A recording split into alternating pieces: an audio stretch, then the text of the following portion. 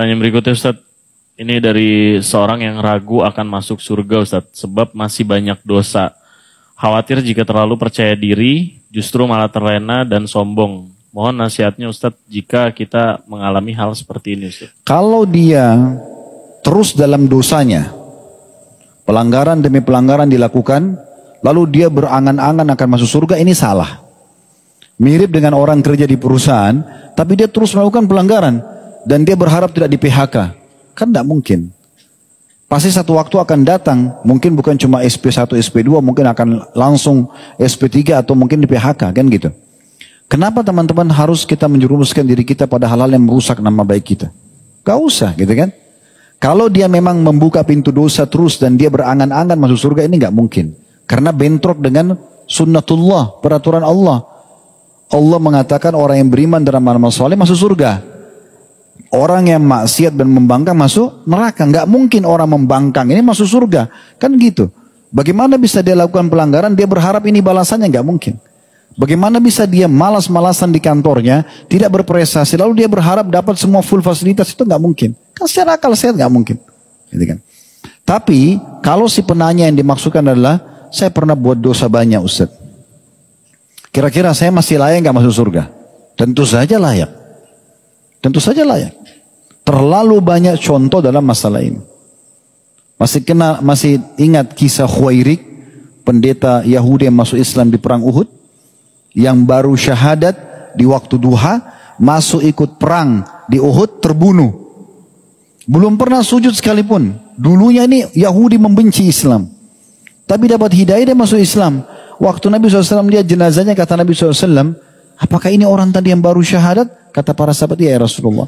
Kata ini subhanallah, dia syahadat waktu duha, dia meninggal sebelum duhur, jadi belum kena kewajiban sholat. Kata Nabi SAW, siapa yang melihat penghuni surga, lihat orang ini. Siapa yang melihat penghuni surga yang belum pernah sujud sekalipun, lihat orang ini. Ada juga orang baru masuk Islam dari salah suku Arab, tiba-tiba terbunuh mati syahid. Kata Nabi SAW, dia telah berbuat sedikit, syahadat saja, dan panen pahala yang sangat besar. Artinya apa? Kuasa Allah Subhanahu Wa Taala. Allah bisa maafkan sebanyak apapun dosa yang dilakukan, gitu kan? Jadi jangan pernah putus asa. Kalau kondisinya dia pernah buat dosa dan dia khawatir, terlalu percaya diri dengan dosa yang dulu pernah dilakukan, tapi dia sudah tobat, apakah dia akan masuk surga atau tidak? Kalau ini, maka tidak usah khawatir. Karena kata Nabi SAW, at-taibu minadz-dzamb kaman la dzambalah. Siapa yang tobat dari dosa seperti tidak ada dosanya sama sekali. Dan kita harus yakin dengan itu. Memang kuasa Allah Subhanahu Wa Taala. Kalau misalnya ada orang iseng nih, tanda kutip dia bilang begini, kalau gitu Ustaz kita buat dosa aja terus. Toh nanti kita tobat diterima sama Allah. Ini pemikiran yang keliru. Ini syubhat dari syaitan. Jangan diikuti, ya. Kalau ada bisikan untuk berbuat dosa dengan alasan, toh Allah Maha Pengampun, nanti gampang tobat, toh tobat juga akan membersihkan dosa yang lalu. Ini pemahaman keliru dari syaitan. Karena bisa saja tidak sempat taubat meninggal, kan gitu. Dan daripada kita buka pintu dosa, yang misalnya gini, detik-detik di mana orang berbuat zina misalnya di hotel 2-3 jam misalnya. Dia buat dosa di hotel 2-3 jam. Seminggu kemudian dia taubat, bersih dosanya. Karena kalau dia taubat nasuha bersih dosanya kan. Tetapi bandingkan dia dengan orang yang di waktu dia berzina 3 jam tidak buat zina.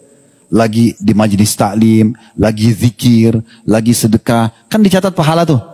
Nah berarti akan beda derajat dia si pelaku dosa ini dengan orang yang beramal soleh kan? Paham nggak? Bisa ditangkap pesannya? Allahu a'lam ini. Cuma 3 orang yang ngangguk-ngangguk, yang lain. Nah, paham nggak ini?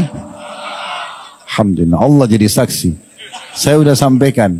Ya. Jadi daripada kita terbawa dengan sebuah syubhat syaitaniyah, bahwasanya oh saya kalau buat dosa, toh nanti saya juga taubat. Itu betul, akan taubat bisa dimaafkan. Kalau sempat taubat ya, kita bicara sempat taubat. Kalau tidak sempat meninggal ya sudah berarti akan ada hukuman. Tapi kalau dia sempat taubat, baik, langsung pertemukan ini dengan orang yang dia buat zina 3 jam. Misalnya hari Senin dia buat zina 3 jam. Minggu depan Senin lagi dia taubat. Bandingkan dia dengan yang hari Senin dia berzina 3 jam itu orang beribadah. Tentu lebih tinggi derajatnya orang ibadah. Lalu untuk apa buat dosa? Kenapa enggak ketaatan saja? Saya pernah sampaikan di pengajian dan saya ingatkan kembali. Teman-teman sekalian, kalau kita menjadi orang mukmin, orang mukminah, orang soleh dan solehah ini, kita nggak bisa nikmati dunia ini.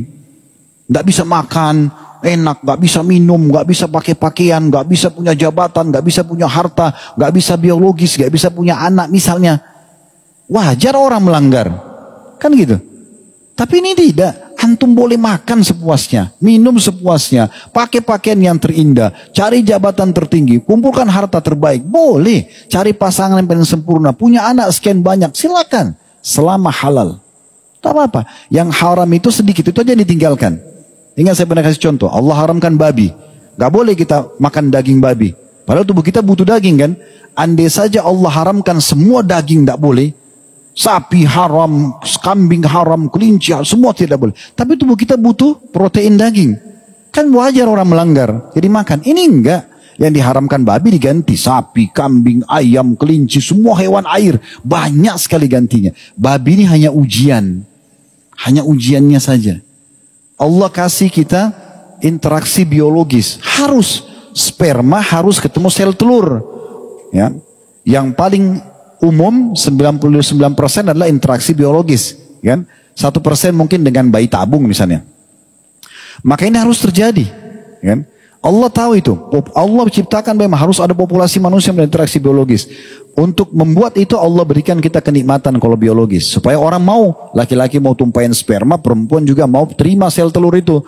Terima sperma itu, akhirnya dia hamil, gendong anaknya. Kalau Allah nggak kasih kenikmatan biologis, nggak bakal ada orang mau interaksi biologis gitu kan. Tapi Allah kasih kenikmatan. Ada satu sisi Allah haramkan zina, nggak boleh nih. Karena tidak ikuti peraturan Allah. Tapi satu sisi ada nikah. Allah kasih, silahkan. Setelah nikah biologis sepuasnya, gitu kan. Mau safar, mau masuk hotel, gak ada masalah. Hamil berulang-ulang silahkan. Tapi kan dikasih. Kalau Allah nggak kasih, kita punya syahwat, tapi Allah nggak kasih pintunya. Kan wajar orang berzina. Tapi ini enggak, ada solusinya. Lalu untuk apa buat dosa ini gitu loh. Yang dari tadi kita bahas, untuk apa buka pintu ini? Dan keputusan ada di tangan kita masing-masing teman-teman sekalian. Saran saya buat diri saya dan teman-teman sekalian, tutup keran dosa itu. Dosa itu untuk dipelajari dan dijauhi, bukan dicoba. Babi haram, gak usah bilang, saya mau coba dulu dagingnya. Kenapa Allah haramkan? Gak usah, gak perlu. Udah langsung aja makan kambing, domba, ayam yang halal, selesai. Kan begitu.